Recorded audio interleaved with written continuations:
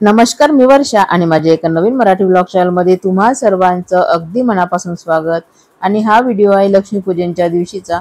थोडा उशिरा येऊन राहिलाय कारण एडिटिंग करायला काही वेळ मिळाला नाही, त्यामुळे तो व्हिडिओ तसाच राहिला, टाकण्यात काही आला नाही।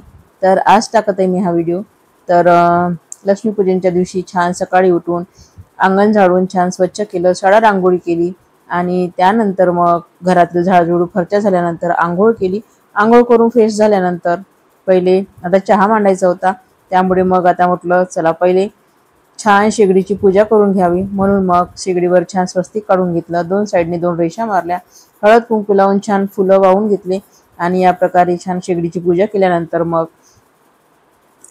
वरती टाईल्सवर पण छान स्वस्तिक काढून घेतली। आणि त्यानंतर मग आता अग्नी कोपऱ्यामध्ये आपल्याला दिवा लावायचा होता, तर मग छान पूजा झाल्यानंतर छान दिवा लावून घेतला। अग्नी कोपऱ्यामध्ये थोडीशी छोटीशी रांगोळी काढून घेतली आणि छान दिवा लावला। दिवा लावल्यानंतर मग मी चहा मांडून घेतला, कारण दिवसाची सुरुवात ही चहा घेतल्याशिवाय काही बरं वाटत नाही, कारण कामाला असा उत्साहच येत नाही। कामं तर माझे सगळे झाले होते, परंतु दिवाळी सण म्हटलं की कसं लक्ष्मीपूजनच्या दिवशी खूप सारे कामं असतात आणि सगळा स्वयंपाक असतो, पूजा असते आणि दिवसभराचं रुटीन हे सगळं बिझी असतं। त्यामुळे आणि बघा छान दिवा लावल्यानंतर मन एवढं प्रसन्न झालं की कामाला पण मग उत्साह येतो।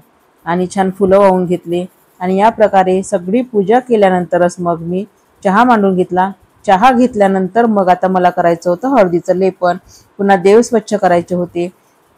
तर आज पूर्ण देवघरातले वस्त्र बदलवणार होते मी, जे आपण देव ठेवतो ते वस्त्र पण छान धुवून जुने वस्त्र धुवायचे आणि नवीन टाकायचे। तर छान हळदीचं लेपन करून घेतलं, छोटीशी रांगोळी काढली, कारण मोठी रांगोळी आता संध्याकाळी काढणार आहे।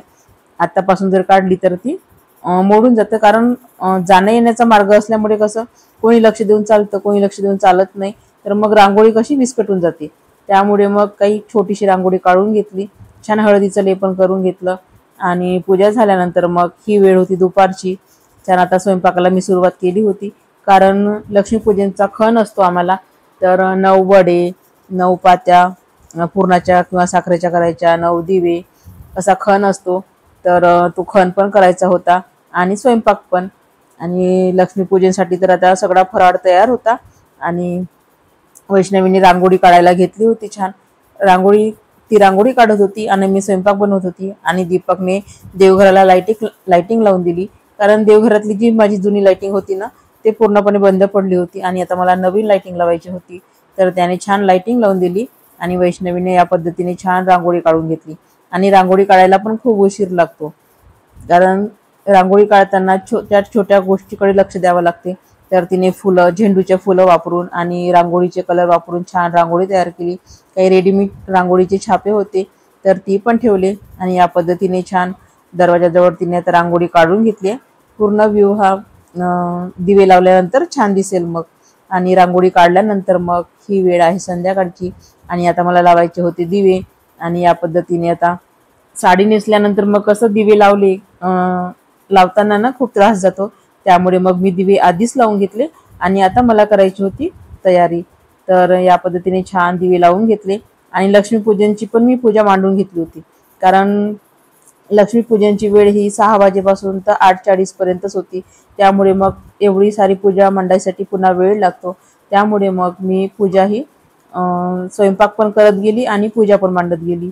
तर पूजा मांडणी सगळी करून ठेवली होती, आता फक्त आरती करायची बाकी होती माझी।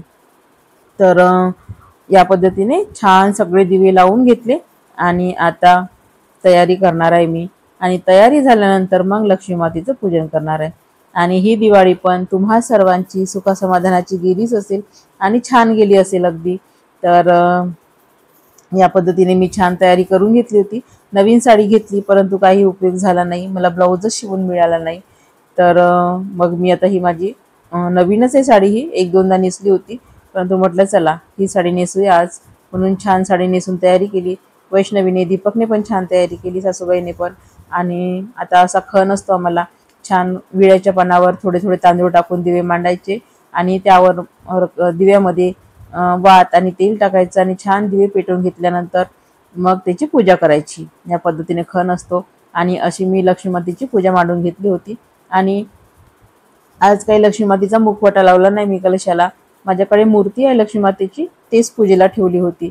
आणि फोटो आहे लक्ष्मी मातेचा, गणपती बाप्पाचा आणि सरस्वती मातेचा. तर त्या फोटोची पूजा केली. कोल्हापूरची महालक्ष्मी मातेचा फोटो आहे, तिची छान पूजा करून घेतली या पद्धतीने. आणि पूजा झाल्यानंतर मग आरती केली छान.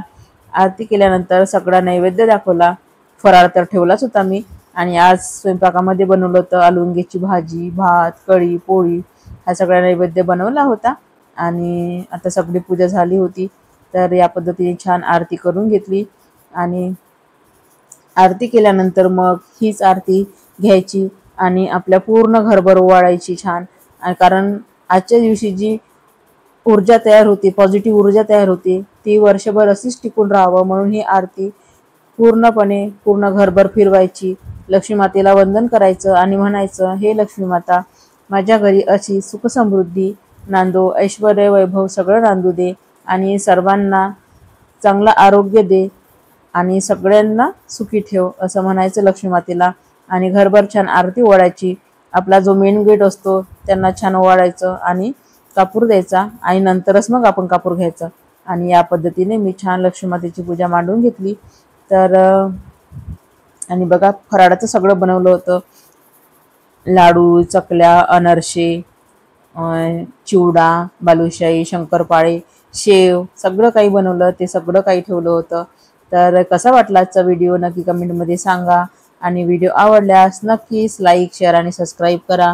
आणि पुन्हा भेटू एका नवीन व्हिडिओसह. तोपर्यंत सर्वांना बाय बाय आणि सर्वांना शुभरात्री.